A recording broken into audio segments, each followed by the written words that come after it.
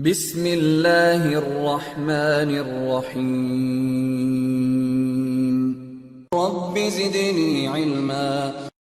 Now, let's say I would like to simulate the same thing in my packet tracer lab, because again, as I said, we cannot go with a physical setup, but at the end, you have to make sure that you connect the console. So we click on the PC and another PC. This is how we simulate. If you go to the desktop option, there is an option called terminal. Now, this is more like setting up the terminal. Now, you just need to follow these default settings. That's a terminal port settings. Just go with the default and you'll see the CLI here. So whatever the CLI you see here, this is basically the same thing, whatever is happening on this device, means whether it is booting up or whether you type any specific commands. Like if you see here, I'm typing some specific commands.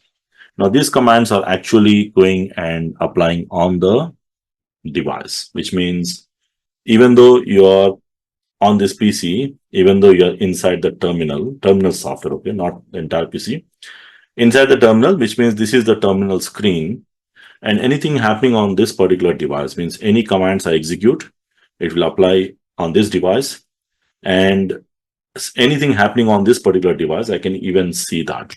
Like there are things like, let's say if I'm reloading the device, reload is a command to restart the switch. That's a command, reload.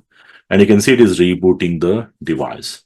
And you can see the booting process, just like you see on the computer, right? When you power on the computer, you see the computer boots up, the same thing here.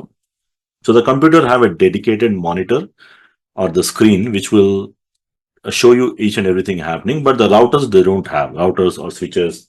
They don't have a dedicated screen, right? So anytime you want to see what is happening on the device, you always use the console option. Again, as I said, console is not all the time used.